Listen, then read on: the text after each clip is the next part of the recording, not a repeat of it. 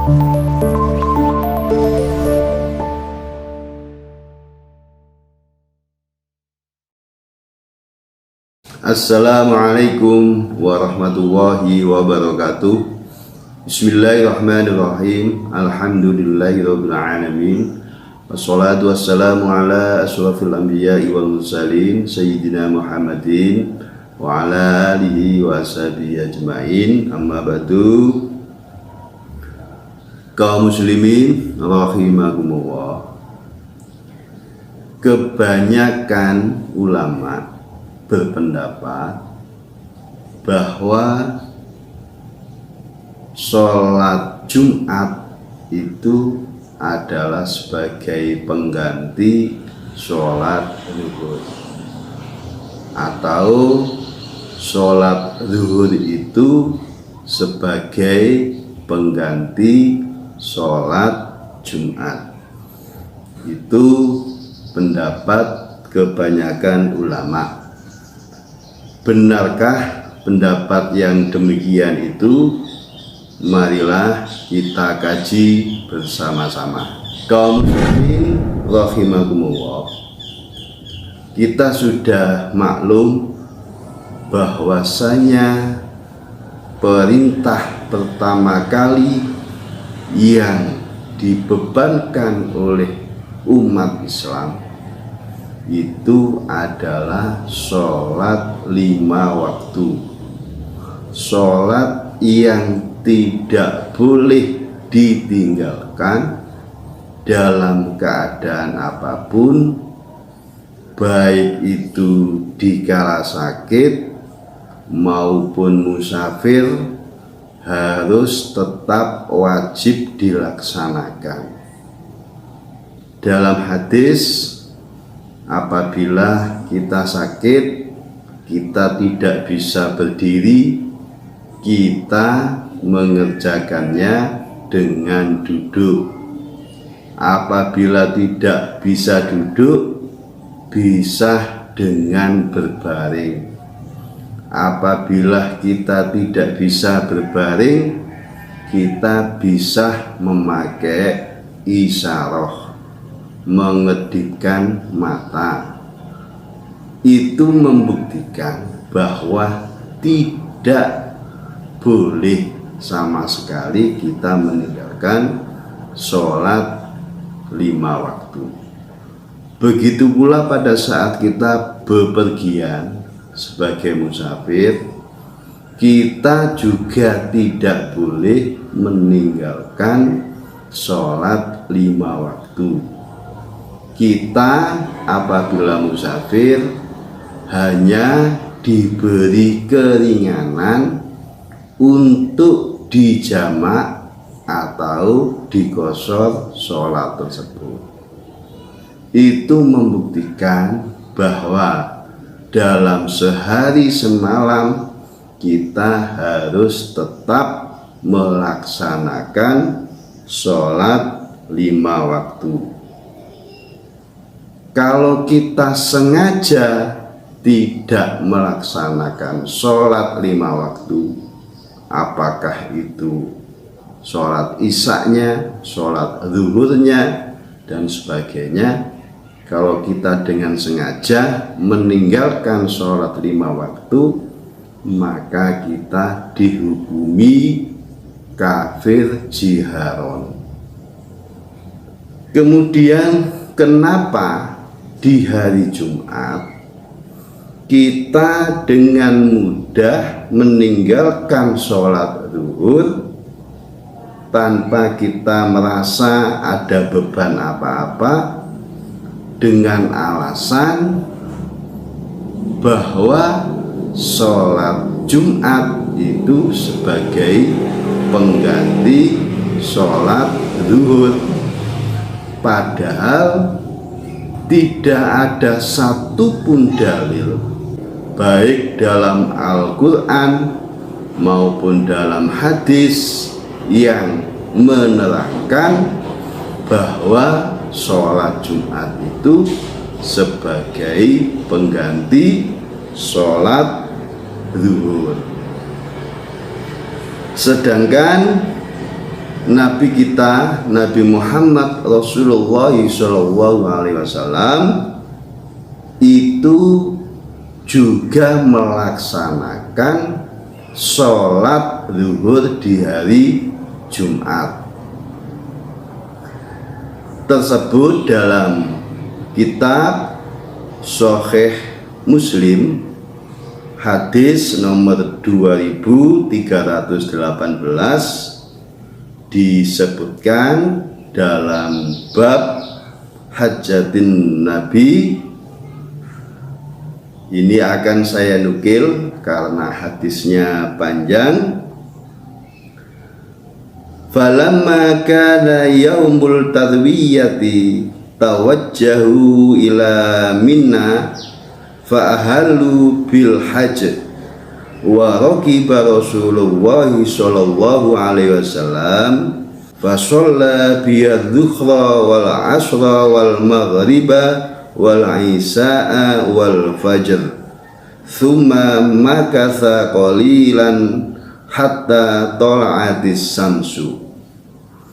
Ketika hari tarwiyah, mereka berangkat menuju Mina dan memulai talbiyah untuk haji.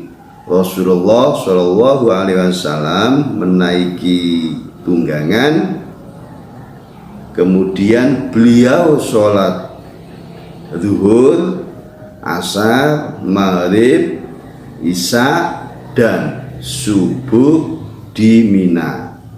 Kemudian beliau tinggal sebentar sampai matahari terbit. Kemudian dalam hadis itu diteruskan ada khutbah Nabi, dan kemudian yang berkenaan dengan sholat ini saya bacakan. Thumma adzan thumma aqama fa shalla adh-dhuhra thumma aqama fa shalla al-'ashra wa lam yusalli bainahuma syai'a. Kemudian dikumandangkan azan dan iqamah, lalu beliau sholat zuhur, kemudian iqamah, lalu sholat asar, dan beliau tidak sholat apapun di antara kedua sholat tersebut.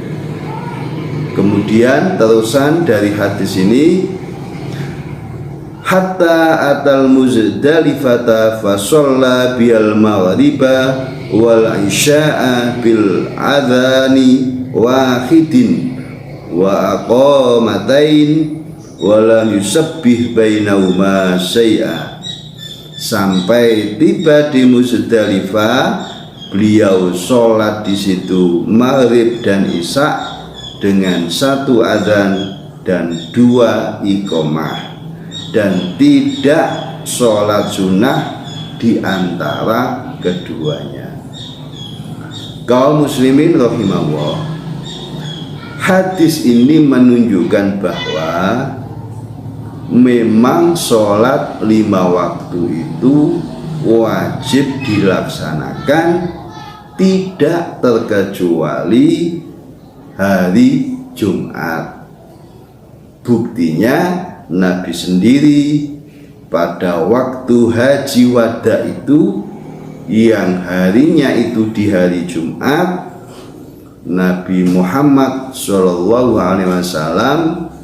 melaksanakan sholat zuhur. Itu membuktikan bahwa Nabi Muhammad SAW tidak pernah sedikit pun meninggalkan sholat 5 waktu, termasuk sholat zuhur di hari Jumat. Kemudian misalkan ada yang berpendapat ini kan membuktikan bahwa sholat zuhur itu sebagai gantinya sholat Jumat.